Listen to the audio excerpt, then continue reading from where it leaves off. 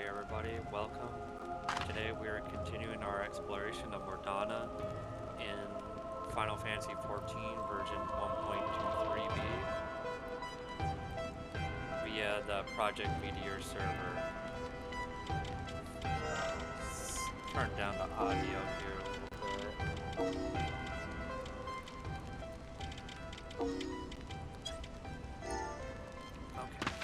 I skipped ahead to Revenant's Toll because my first video cut short because of the storage issue. I just didn't have enough storage to do a full video, so I was able to get that fixed. So hopefully in the future my videos will be 30 minutes long rather than being cut short. So with that out of the way, we're just gonna continue our journey here. Today we're gonna go down to the fog fins, explore the castrum, and then we'll explore this area down here, and then we're gonna go up and see a close-up of the center of the destroyed ship with Midgar Sommer up there.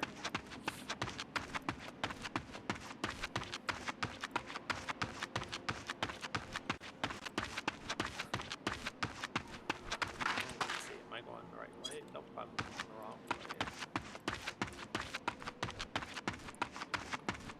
So in my last video we left off, I was talking about Final Fantasy XII being the next Final Fantasy that I play.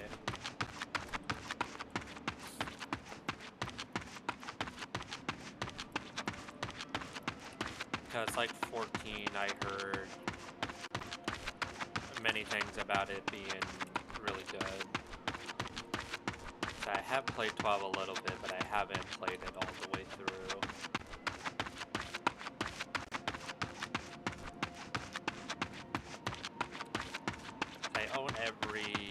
Almost every single mainline Final Fantasy game, except I think Final Fantasy IV. And the funny story is, I still have the original copy of 1.0 of Final Fantasy XIV. And that was one of the reasons why I was able to get this to work. Was because I had the physical game disc.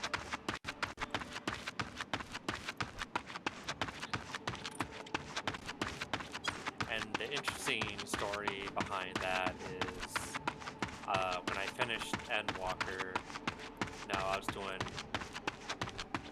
all the side content with A Realm Reborn, and then I was just moving my way upward. I did do some Endwalker side stuff, but now, during that time, I remembered, I was like, oh wait, I still have the original copy of this game. So I picked it up to look at it, and I was like, man, it would be so cool if I could just even play even a fraction of what this used to be. So I did some internet research, and then that's when I stumbled upon the Project Meteor, and I'll link the description down in the video of how to set it up, but I do recommend having the physical copy of the game, because you can get an ISO. It's like the blue lights coming from the castrum up there.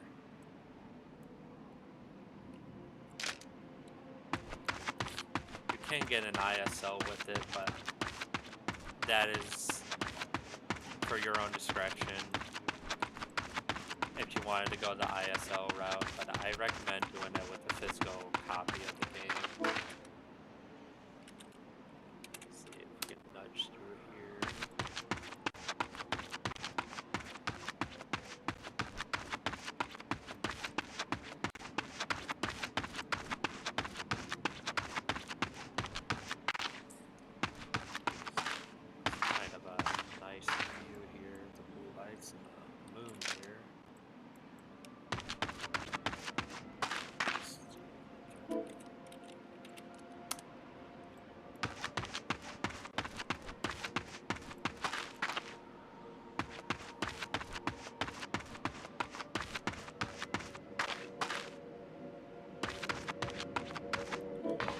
anybody, because I'm interested in, if anybody wants to leave down in the comments of like their first Final Fantasy game, because mine was Final Fantasy IX, and I'm curious to know like what people's first impressions of the first Final Fantasy game they've ever played. So since mine was number 9, I can tell you what my first impressions was, because as a kid, I think it was about 10 when I first played Final Fantasy. Oop, don't want to do that.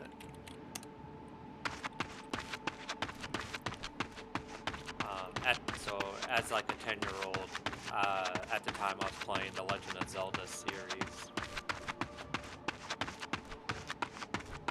And my brothers had the PlayStation, and me and my little brother had the Nintendo 64. But my brother rented Final Fantasy IX.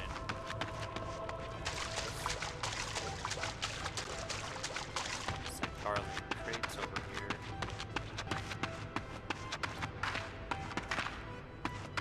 But he rented Final Fantasy IX, and I would watch him play it. And I practically begged him to let me play the game, because the game just looks so much cooler. Like, obviously, like, I love the Legend of Zelda series, but then when I was introduced to Final Fantasy, I was just like, this game looks so much cooler, I want to play this. So I begged him over and over if I could play Final Fantasy IX, but he pretty much just told me that, no, you can't play this game, you're too young.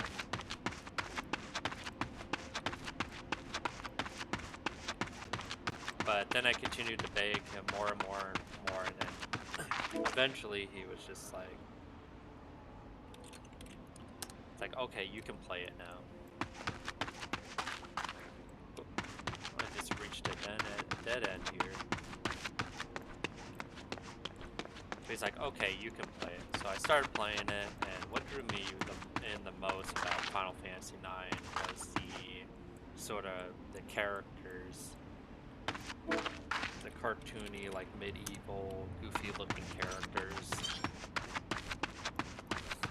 So when I started playing it, you know, I was pretty much just hooked on to the game. Like, I played through the entire story. I tried getting all the main, like, Ultima weapons, except for Steiner's. Steiner's was probably the one I was not gonna get. Let's see what's behind this door. Because I believe with Steiner's weapon, you had to play the entire story. Excuse me, the entire game under a certain time limit.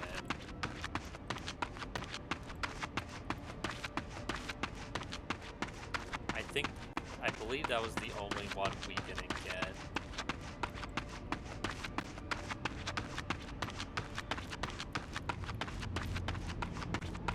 And Steiner is like such a classic character. Like, one of my favorite parts was, well, there are two favorite parts that stick out to me in Final Fantasy IX. The first being when you first arrived at Lindblom, when the airship arrives, you're introduced to this like castle or a city like surrounded by a castle.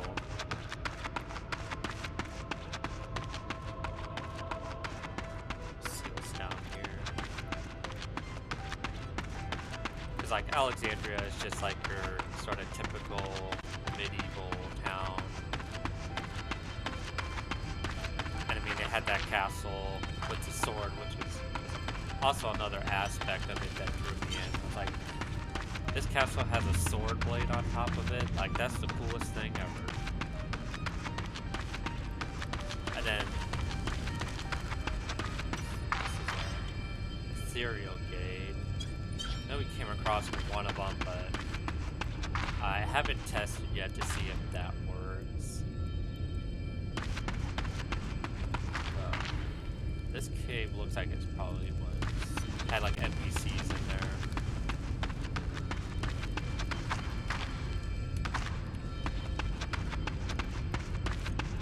But yeah, going back to like one of my other favorite parts about Final Fantasy IX was when you're Steiner and you had to search for the other Knights of Pluto while on duty, and one of them is just hear the Garlean ships overhead. Oh, there they are.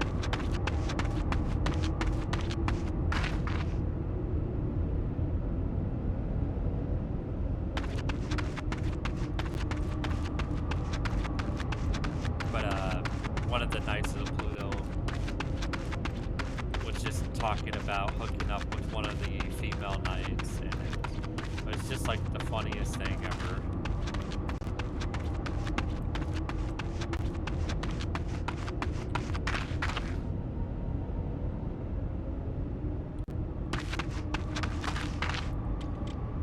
Let's see. Let's teleport.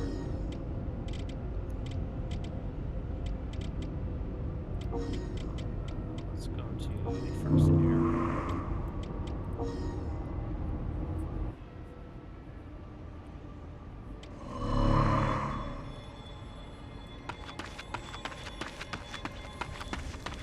So yeah, it was through Final Fantasy IX that I pretty much got hooked onto the Final Fantasy series. From there I went on to play 10. I've only played 11 recently, like about a month ago. 12, I think I played 12 around when it was released, but I've only played it a little bit.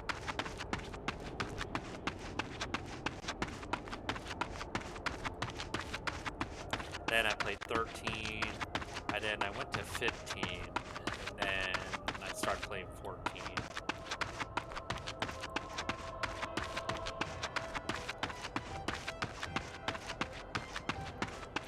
Though the last Final Fantasy game that I finished was 7 Remake, and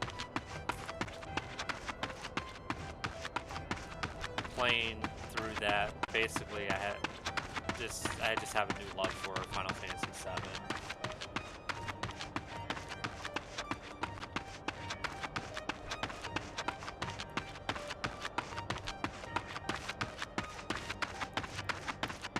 Funny story about Final Fantasy VII is I played it all the way through but did not beat the One-Winged Angel.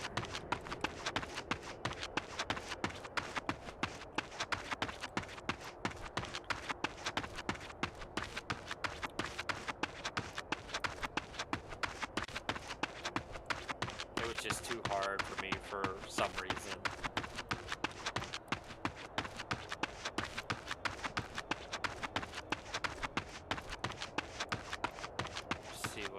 See what we got down here.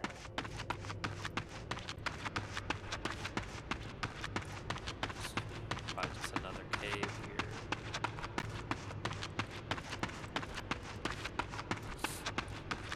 My assumption with these caves is there probably have been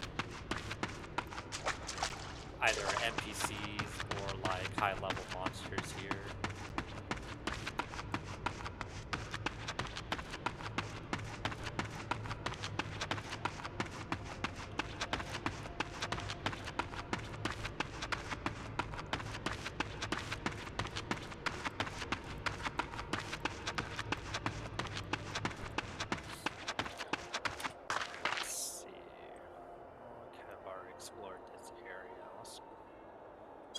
Head back this way.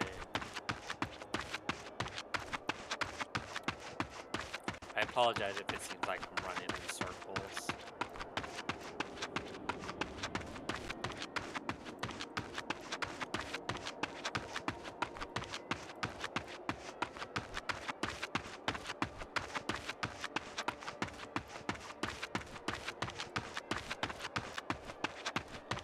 So in my first video, I lost just 20 minutes of footage. And one of the things that I brought up that I want to do, there are several things that I want to do with this Project Meteor sort of series, is obviously one, I intend to visit every single area that I possibly can. And if possible, get some of the NPCs working.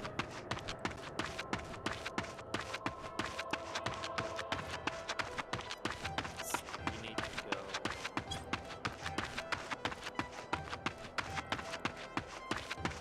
So yeah, I plan on visiting every single area.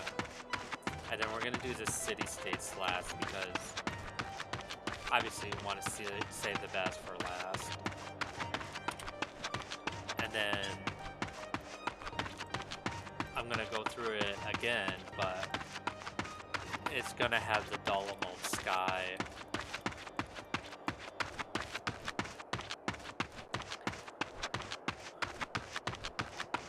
That way we can kind of get an impression of like what it was like when the legacy players were walking around the world.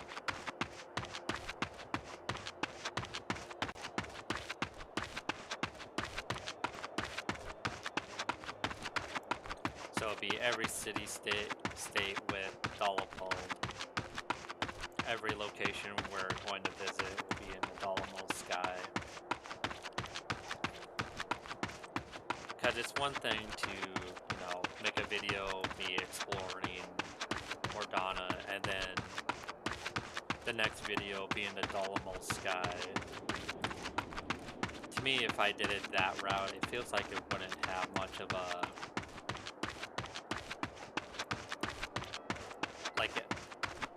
an impact. The way I plan on doing it is getting to know the world first, talking to as much NPCs as I can, and then once all the zones have been explored, then do all of it again, but in the Dolomite sky. Let's see, we got a nice view of the destroyed ship here. See Midgar Sommer's head up there.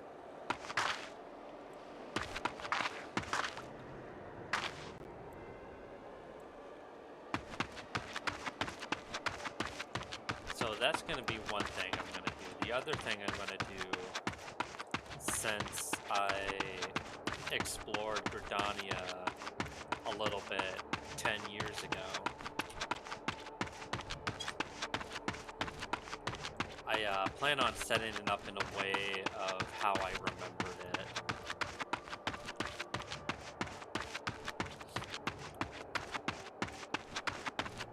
So it's like the current theme in the Black Shroud is actually different than the one that I experienced 10 years ago.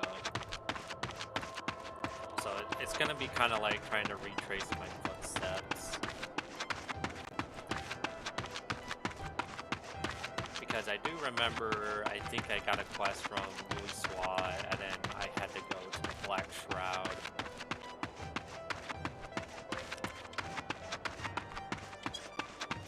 To, I think, talk to somebody, and I do remember fighting a couple monsters there.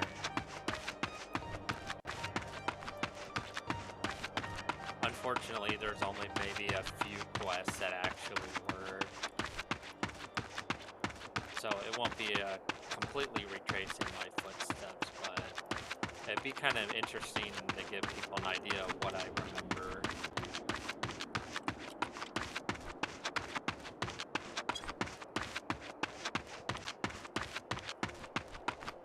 And if there are any legacy players who happen to watch this, like, if you want to like share your like thoughts on like what it was like when you found found out the server was going to be shut down, like when you, the second you found out what was going to happen to the game, like what was your initial like thought process?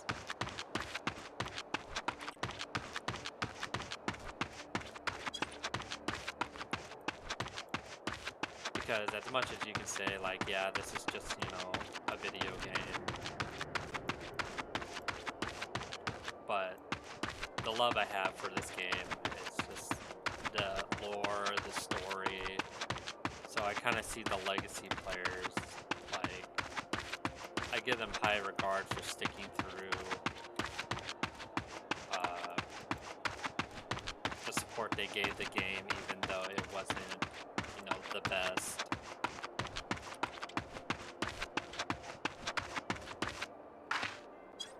Let's go down this way.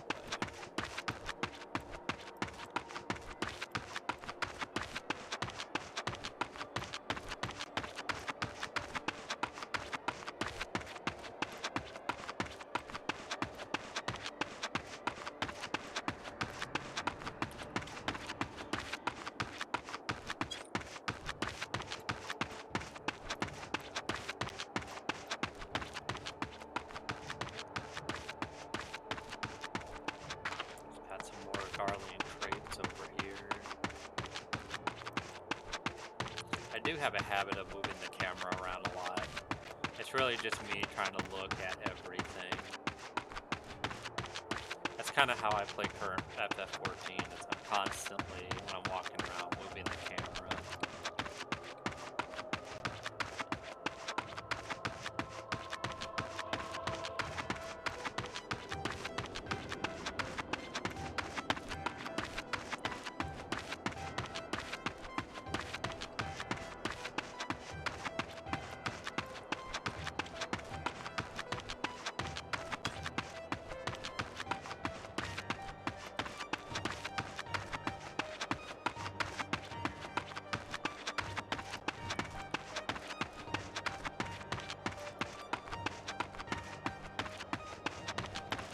So another topic I wanted to bring up was,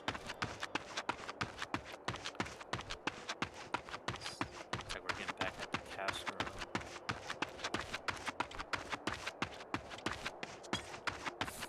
So another thing I wanted to bring up is, when I played current FF14 through Realm Reborn to Endwalker, I sort of played it as just the main story. I was kind of ignoring like the environment that I was walking around. So there was one day where, or one night I should say, that I spent walking around Ul'dah with the original Ul'dah theme playing, and that theme to me is just like, it fits Ul'dah so well. I feel like we've already been here before. It looks like it might actually just be the same one that we were at earlier.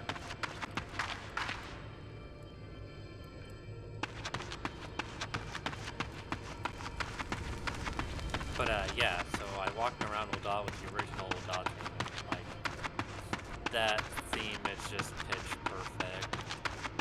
Like, it fits so well with Ul'dah. And as much as I like the ones in current FF14,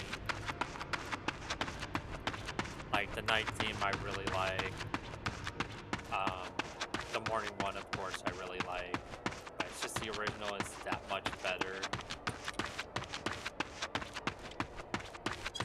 It's just a little bit more atmospheric in my opinion. The city-state. And don't get me started on Navigator's Glory and Limsa Lominsa. Like, I cannot wait to explore Ul'dah and Limsa Lominsa.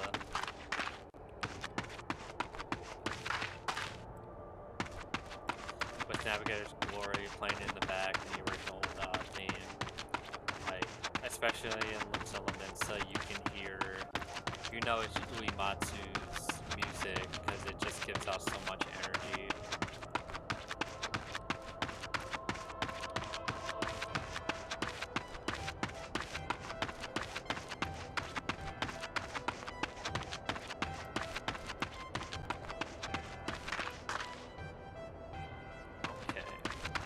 I think now would be perfect time. Yeah, let's get a close-up view of the destroyed ship here.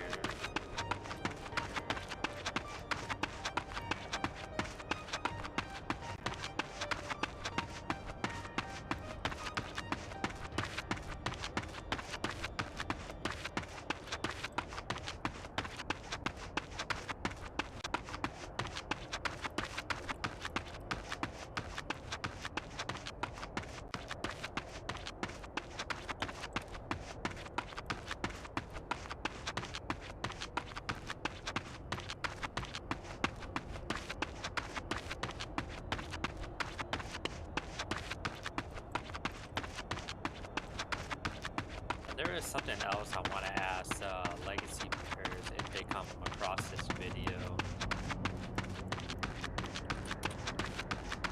And I do hope that it's been implemented on this server here.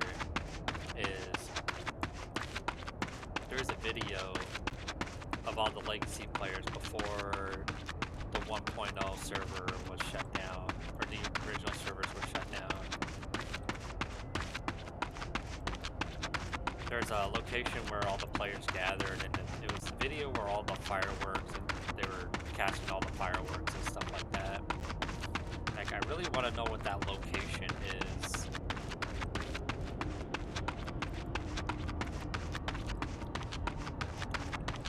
It's a matter of like, yeah, I could probably like look it up, find out what area it is. Like, as much as I do like to know where it's at. So in case if it's not implemented, I at least know what area it is.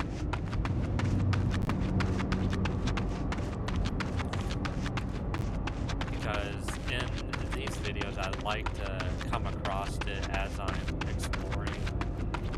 So I'm hoping they have that area implemented. Because if they do, that'll be another interesting video of doing the Dolomite Sky. Here we should get some.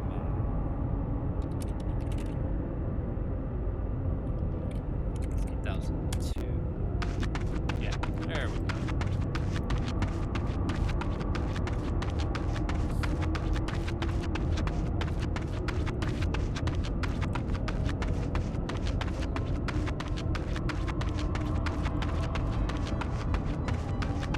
See if I can get a close-up here. It's a good thing I don't fall through the map when I nudge my character out of bounds.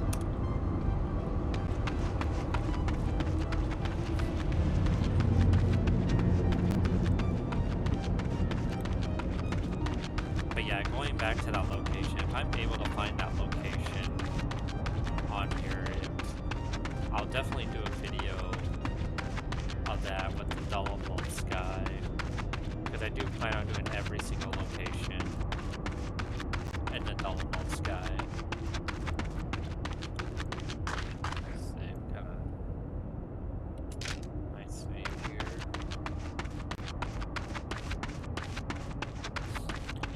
We're gonna see how close we can get to it, and then I think we'll teleport back and end the video there. Because I do think this video's going on quite a little too long. Like I said, I'm going to try to keep it at roughly about 30 minutes, because I think with this type of stuff, even if I have to do it in multiple parts, I think 30 minutes is a good runtime for these types of videos. So here's another thing with the getting out of bounds here, is like the model sort of like fades away.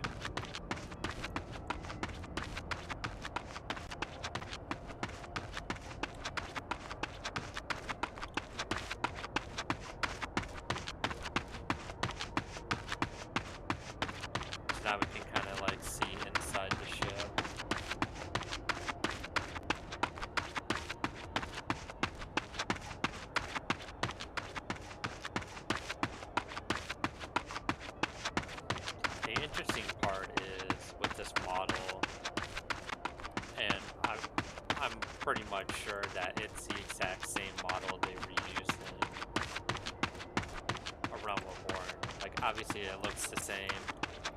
I mean, it's more than likely the same model. Because I was looking at it the other day in Mor Dhona, and I was just wondering if maybe they sort of low polyed it a little bit more to save on like resources and stuff. It's kind of a weird thing to think, but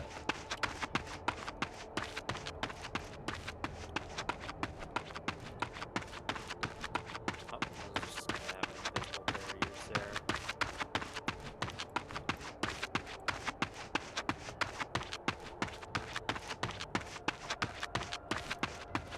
Because I mean, obviously Midgard's Home are spiraling up there.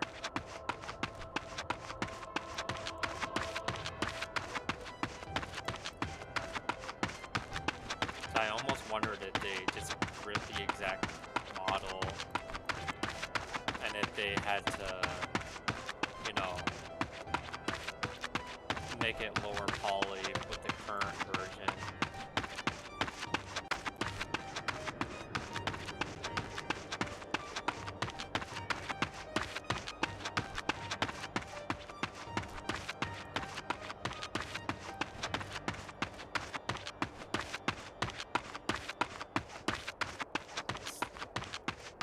Take a step out here, get another look at it. You can see his head sticking up out there.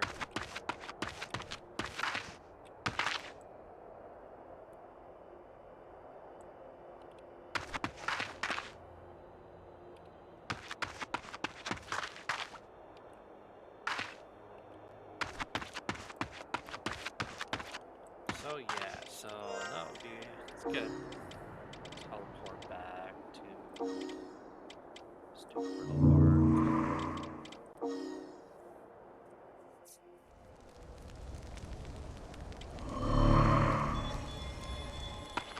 And the Aetheryte shards are fully functional. So I can teleport just as I would teleport, right here. So yeah, we'll end the video here. The next video will be at Donalyn. We're going to be exploring every possible inch of Donalyn because it is more open. There's a lot more to explore. And then from there, we're probably going to move to Lenosha. So yeah, thanks for watching, guys, and take care.